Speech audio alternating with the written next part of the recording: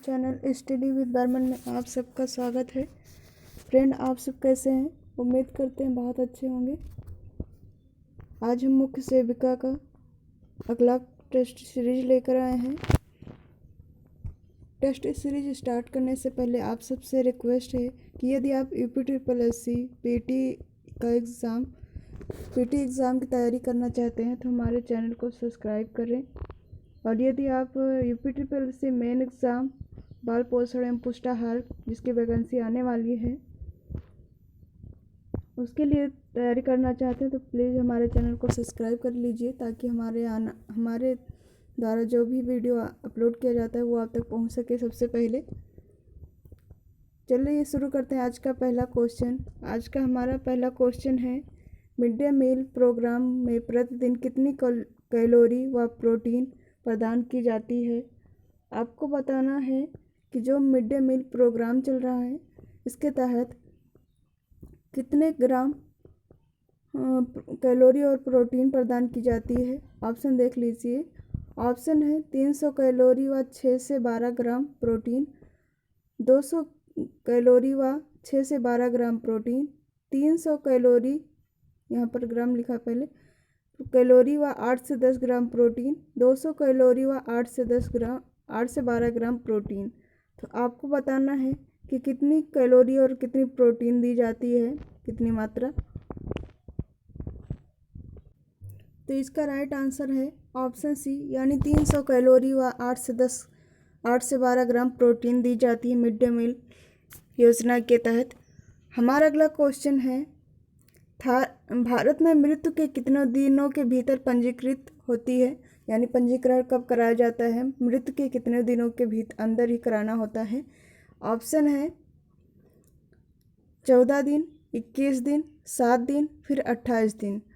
तो आपको बताना इसका राइट आंसर क्या होना, यानी मृत्यु के कितने दिनों के भीतर ही पंजीकृत कराना होता है। तो इसका राइट आंसर है ऑप्शन बी, यानी 21 दिन के भीतर। पहले ये 7 डेज था, उससे बढ़ाकर अब ये 21 दिन कर दिया गया है। हमारा अगला क्वेश्चन है, विश्व स्वास्थ्य दिवस मनाया जाता है।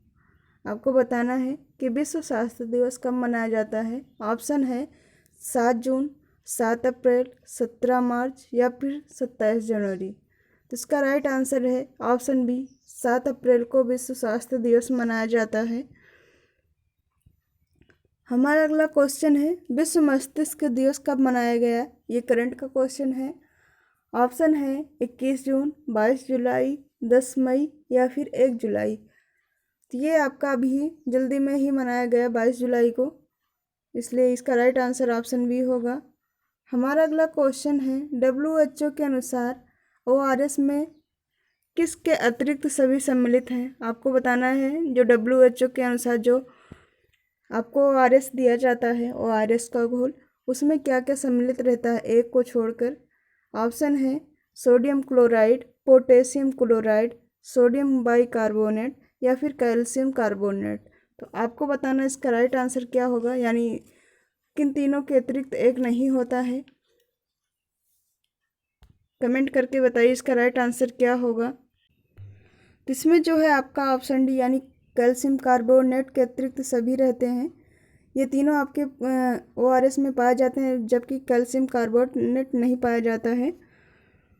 हमारा अगला क्वेश्चन है क्वेश्चन नंबर 6, प्रतिवर्ष किस दिन अंतर्राष्ट्रीय एड्स दिवस मनाया जाता है। ये लगभग बहुत सभी लोगों को पता होता है इस क्वेश्चन का आंसर, लेकिन क्वेश्चन इम्पॉर्टेंट है इसलिए हमने इसे ऐड किया है।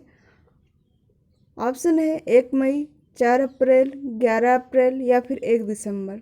तो 1 मई को आपका श्रमिक दिवस मनाया जाता है। इस प्रकार आपका राइट आंसर है ऑप्शन डी, 1 दिसंबर को मनाया जाता है विश्व एड्स दिवस।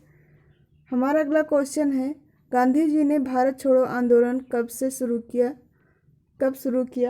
यह क्वेश्चन आपके GK GS से है। इसमें सभी तरह के क्वेश्चन आएंगे, तो हमने सभी प्रकार के क्वेश्चन इंक्लूड किया है इसमें। ऑप्शन है 1940, 1942, 1945 या फिर 1946। तो आपको बताना है गांधी जी ने जो भारत छोड़ो आंदोलन था वो कब शुरू किया। तो इसका राइट आंसर है ऑप्शन बी, 1942 में शुरू किया था।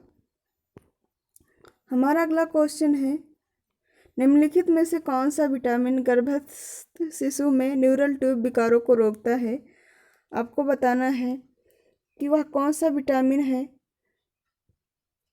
जो गर्भस्थ शिशु में न्यूरल ट्यूब विकारों को रोकता है। ऑप्शन देखिए, ऑप्शन है vitamin A, vitamin C, vitamin E या फिर फॉलिक एसिड। तो इसका राइट आंसर होगा ऑप्शन डी, यानी फॉलिक एसिड जो है न्यूरल ट्यूब डिफेक्ट को रोकता है। हमारा अगला क्वेश्चन है क्वेश्चन नंबर 9, निम्नलिखित में से किस विटामिन की घाव भरने में भूमिका होती है। आपको बताना है कि कौन सी विटामिन है जो घाव भरने में महत्वपूर्ण भूमिका निभाती है। ऑप्शन है विटामिन ए, विटामिन के, विटामिन सी या फिर विटामिन बी कॉम्प्लेक्स। तो विटामिन ए जो है वो आपकी आँखों के लिए है। विटामिन के जो है जो रक्त के लिए है, और विटामिन सी जो है वो घाव भरने में आपकी महत्वपूर्ण भूमिका निभाता है। ये खट्टे फलों में जैसे सबसे अधिक ये आंवले में पाया जाता है, उसके बाद अन्य जो खट्टे पदार्थ पाए जाते हैं उनमें पाया जाता है, शिमला मिर्च वगैरह में भी पाया जाता है। हमारा अगला क्वेश्चन है, विश्व का सबसे बड़ा महाद्वीप है। ऑप्शन है बोर्नियो, अंडमान निकोबार, ग्रीनलैंड या फिर सिंगापुर। तो आपको बताना है विश्व का सबसे बड़ा महाद्वीप कौन सा है। ये आपके GS से क्वेश्चन है। तो इसका राइट आंसर होगा ऑप्शन सी, यानी ग्रीनलैंड है। हमारा अगला क्वेश्चन है, बच्चों में विटामिन डी की कमी के कारण होने वाली बीमारी है। ऑप्शन है ऑस्टोमलेशिया, रिकेट्स, प्लेग्रा या फिर वेरी। तो आपको बताना है बच्चों में जो विटामिन डी की कमी से होता है वो कौन सा बीमारी है या रोग है। तो वो है सबसे ज़्यादा रिकेट्स पाया जाता है बच्चों में, अस्थि मृदुरता, रिकेट्स, ये सारी प्रॉब्लम्स पाई जाती हैं। विटामिन डी जो बच्चों में वो बच्चों या बड़ों सभी के लिए वो सबसे अधिक मात्रा में आपके सूर्य के प्रकाश में प्राप्त होता है। हमारा अगला क्वेश्चन है क्वेश्चन नंबर 12, पोषण को प्रभावित करने वाला कारक है। आपको बताना है कि जो पोषण को प्रभावित करते हैं वो कौन सा कारक है। ऑप्शन है धर्म, संस्कृति, आर्थिक स्तर या फिर उपरोक्त सभी। तो यहाँ पर आपके ये सभी ऑप्शन जो हैं राइट हैं। इस प्रकार राइट आंसर ऑप्शन डी होगा, उपरोक्त सभी, क्योंकि आपका जो धर्म है सभी धर्मों में कुछ ना कुछ अलग पोषण को प्रभावित करने वाले होते हैं। जैसे खान पान, उसमें किसी धर्म में खाने के लिए कुछ चीज़ मना किया जाता है, कुछ में खाने की कोई बाध्यता नहीं होती है। उसी प्रकार संस्कृति भी हमारी है, और आर्थिक स्तर भी आपको बहुत ज़्यादा देखने को मिलता है पोषण को प्रभावित करने वाला, क्योंकि जिसके पास अच्छी आर्थिक व्यवस्था नहीं होगी तो वो पोषण अच्छे से कैसे लेगा। इस प्रकार राइट आंसर ऑप्शन डी होगा। और ये सभी स्तर सुधारने के लिए भारत सरकार द्वारा कई योजनाएं चलाई जाती हैं, जैसे मिड डे मील योजना, पोषाहार संबंधी योजना। ये सभी योजनाएं पोषण को ही आपके ठीक करने के लिए योजनाएं चलाई जाती हैं। हमारा अगला क्वेश्चन है क्वेश्चन नंबर 13, उत्तर प्रदेश के उच्च न्यायालय के मुख्य न्यायाधीश की नियुक्ति करता है। आपको बताना है कौन करते हैं।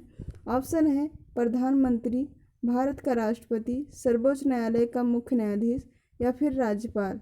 तो आपको बताना है इसका राइट आंसर क्या होगा, यानी उत्तर प्रदेश के उच्च न्यायालय के मुख्य न्यायाधीश की नियुक्ति कौन करता है।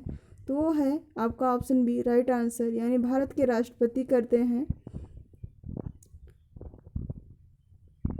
हमारा अगला क्वेश्चन है, हाल ही में जारी नीति आयोग के इंडिया इनोवेशन इंडेक्स 2021 में शीर्ष पर रहा है।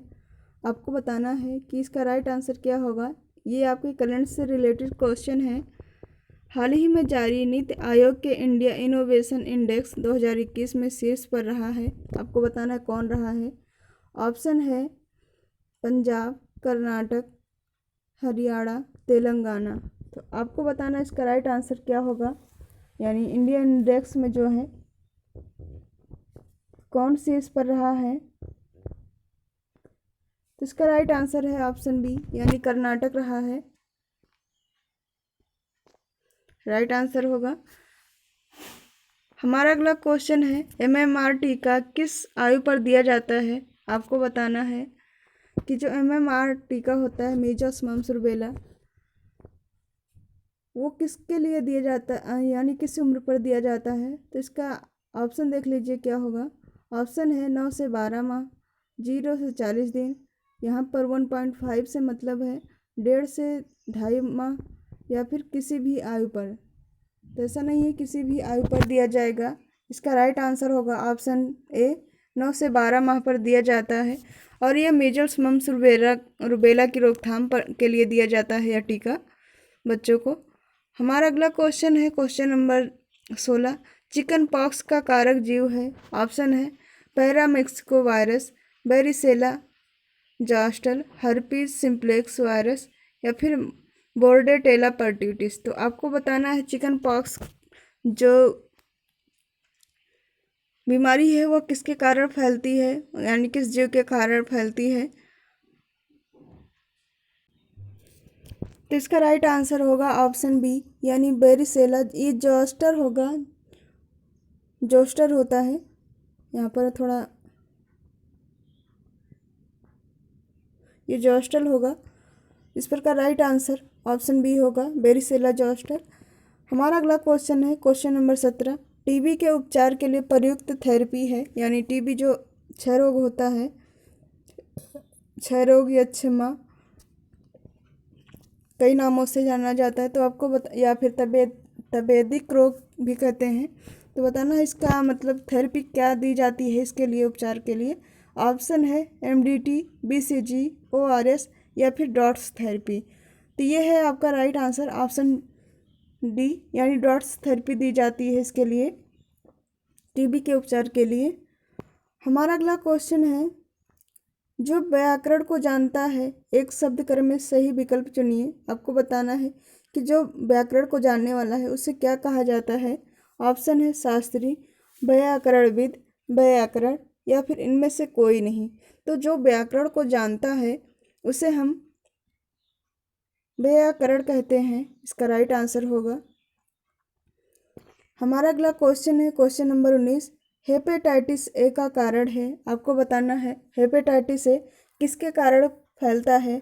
ऑप्शन है संक्रमित रक्त का आधान होगा यहाँ पर यानी जो ब्लड ट्रांसफ्यूजन किया जाता है उसके द्वारा, या फिर दूषित जल का प्रयोग करने से, या औषधीय लत के कारण, या फिर डायलिसिस के कारण। तो ये जो है आपका हेपेटाइटिस ए जो है वो आपके